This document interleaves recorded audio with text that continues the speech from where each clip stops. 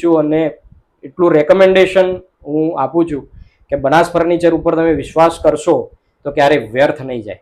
ધન્યવાદ. સ્ટાર્ટ. મિત્રો, મારું નામ દિલીપ સોની છે. હું પાલનપુરમાં રહું છું અને આજથી 3 વર્ષ પહેલાં મેં એક સપનું જોયું હતું કે મારું ડ્રીમ હાઉસ બનાવું.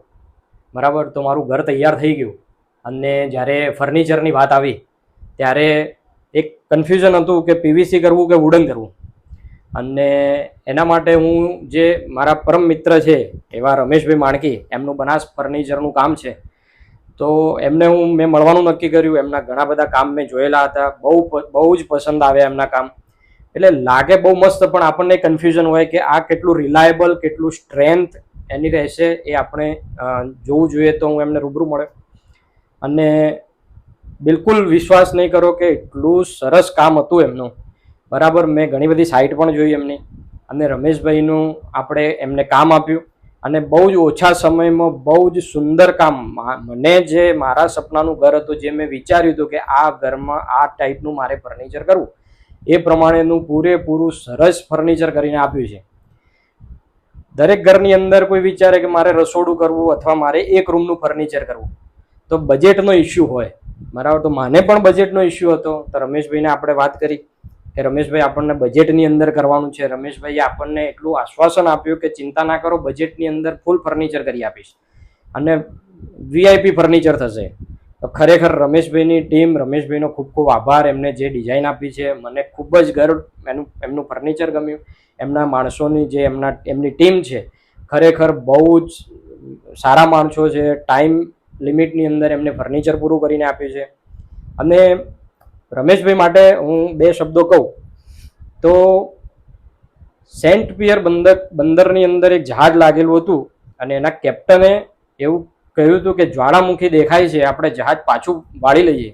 ત્યારે એના ખલાસીઓએ જહાજ વાળવાની ના પાડી હતી અને જબરજસ્તી કેપ્ટને જહાજ પાછું વાળ્યું અને અડધો કલાકની અંદર ત્યાં સેન્ટ પિયર બંદરની અંદર બહુ જબરજસ્ત ભૂકંપ આવ્યો અને બંદર આખું નાશ પામ્યું.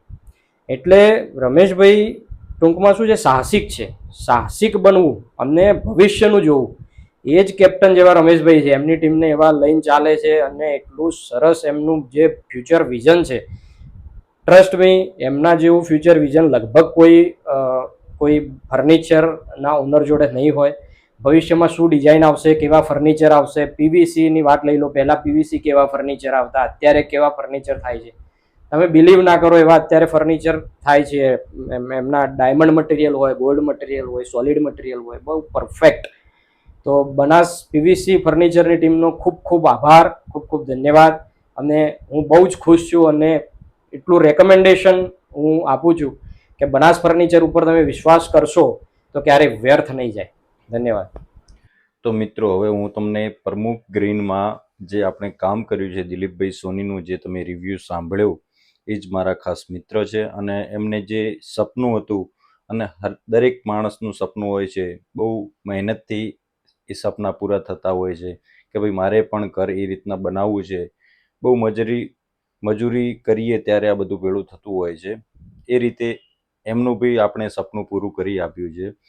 આ જે ઘર તમે જોઈ રહ્યા છો, એ જે રિવ્યૂ દિલીપભાઈ સોની આપ્યો છે, એનાથી ખુશ થઈને જ આ બધા શબ્દો એમના મોઢે છે. બાકી આ સોસાયટીમાં ઘણા બધા પીવીસીવાળા કામ કરી ગયા છે, બહુ સસ્તું બી કરી ગયા છે, પણ મેં ક્યારેય કામમાં કોઈ કચાશ નથી રાખી. હા, જે ભાવ છે એ હું પૂરા લઉં છું, પણ એ રીતના હું ક્વોલિટી આપું છું. 1 રૂપિયો ઓછો નથી લેતો. માર્કેટમાં ઘણા બધા કહેતા હોય કે તમારે આટલા ભાવ છે, આમ છે, તામ છે, પણ વસ્તુ કેવું છે કે મેન ક્વોલિટી જરૂરી છે. પણ વસ્તુ ફિનિશિંગ, હંમેશા કારીગરોની આવડત, તમારી જોડે મેનેજમેન્ટ, કઈ રીતના તમે સારું કામ આપી શકો, કઈ રીતના સારી ડિઝાઇન આપી શકો.